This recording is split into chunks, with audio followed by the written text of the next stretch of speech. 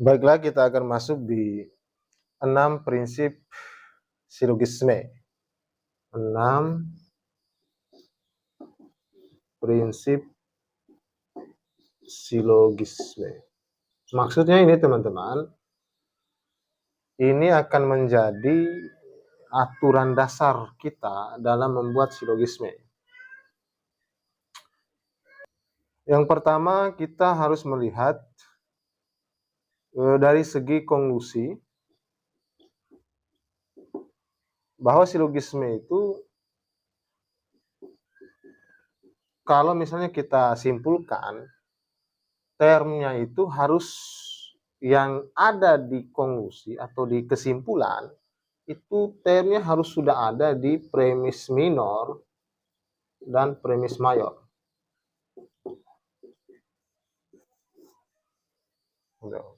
Saya ulangi, setiap term yang sudah ada di konklusi itu harus sudah ada di premis mayor atau di premis minor. Gitu.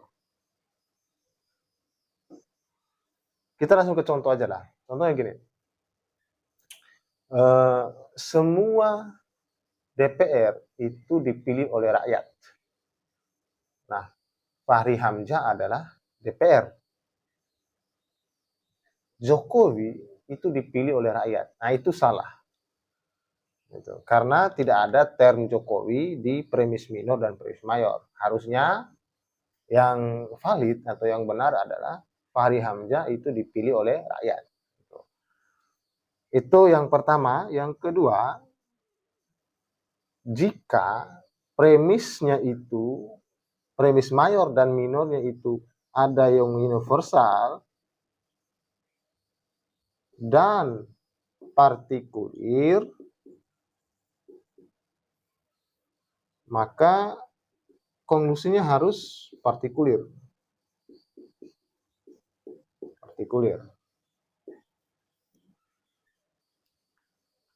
Jadi kalau di premisnya itu ada premis universal yang sifatnya universal dan sifatnya partikulir, konklusinya harus partikulir. Gitu. Itu baru bisa benar. Gitu. Contohnya begini, semua polisi itu pengayom masyarakat. Semua polisi itu pengayom masyarakat. Verdi Sambo adalah polisi. Jadi Verdi Sambo pengayom masyarakat. Gitu. Jadi itu baru valid. Nah, kalau kita katakan semua yang bernama Verdi Sambo adalah pengayom masyarakat, itu tidak valid. Ya, jadi kalau dia universal, premisnya ada yang universal dan ada yang partikulir, kesimpulannya juga harus partikulir. Yang ketiga itu positif dan negatif. Nah, maka kalau premisnya ada yang positif dan negatif, maka konklusinya K-nya harus sama dengan negatif. P plus N. Kalau premisnya itu ada positif dan negatif, maka K-nya harus negatif. Gitu. Contohnya gini,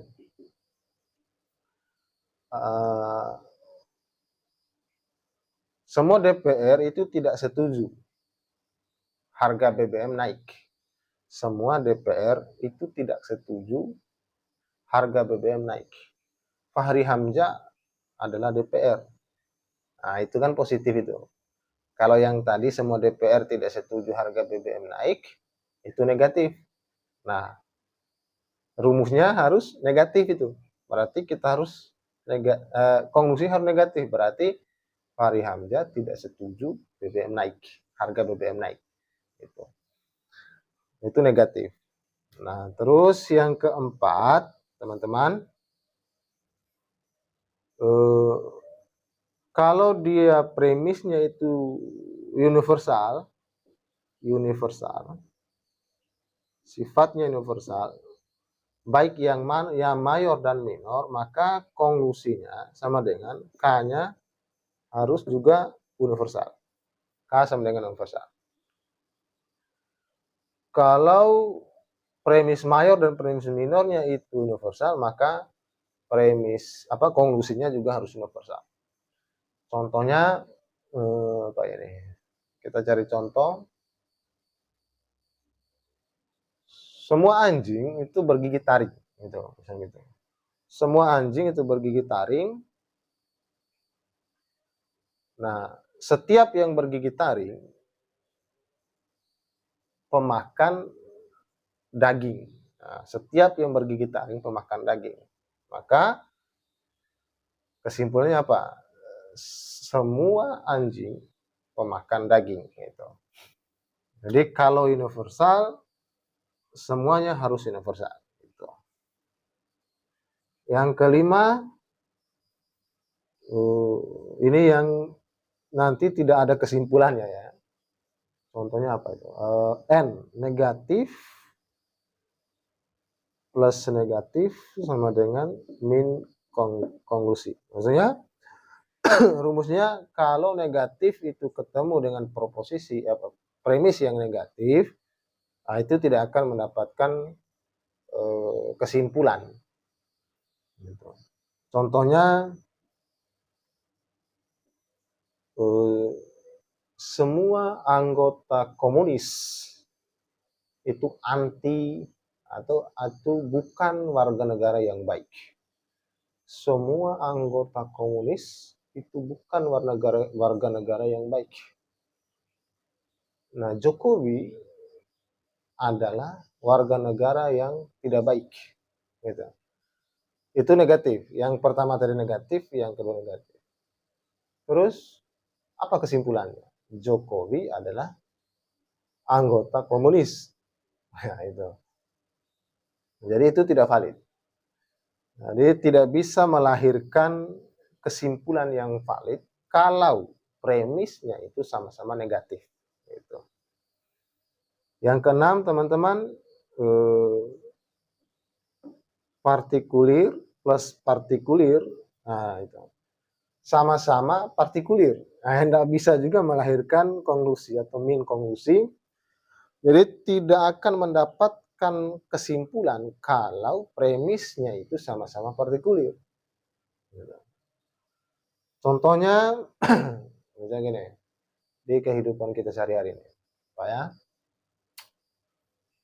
Nah, ini yang lagi viral ini, kita contohkan yang lagi viral ini. Ibu Ida Dayak itu pengobat tradisional. Itu pengobat tradisional. Terus itu kan partikulir tuh.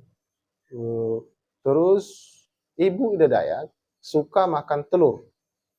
Nah, suka makan telur goreng gitu. Ibu Ida Dayak suka makan telur goreng. Nah, kita mau simpulkan tuh. Misalnya pengobat tradisional suka makan telur goreng gitu. Kalau kita mau maksa untuk menyimpulkan pengobat tradisional suka makan telur goreng, nah itu kan nggak valid. Nah, karena tidak hanya itu kan mengambil yang umum, jadinya itu tidak validnya karena dia tidak. Ibu Ida ini kan yang partikulir, ya kan, itu tidak menjadi benar, tidak logis kalau mengambil satu contoh pengobat tradisional menyimpulkan bahwa semua pengobat tradisional itu suka makan telur goreng, itu maksudnya. Jadi yang aturan 5 dan 6 ini itu tidak akan mendapatkan kesimpulan. Sementara aturan 1 dan sampai 4 itu mendapatkan kesimpulan dan kalian harus memperhatikan termnya dan keuniversalan dan kepartikulirannya serta positif dan negatifnya. Nah, pada aturan 1 sampai 4 ini poinnya adalah bahwa konklusi itu selalu pada sifat yang lemah gitu, atau pada kualitas yang lemah ya. Kalau dalam bahasa logika itu kualitas yang lemah itu maksudnya kualitas yang negatif dan partikulir gitu. Nah, itu 6 prinsip silogisme. Selanjutnya kita akan membahas 5 model, 5 model berpikir di dalam logika. Nanti di situ akan melahirkan modul, ya, modus ponen, modul konen, dan sebagainya. Untuk yang 6 prinsip sampai di sini dulu. Semoga teman-teman bisa mengerti ya. Akhir kalam saya ucapkan billahi taufiq wal hidayah. Wassalamualaikum warahmatullahi wabarakatuh.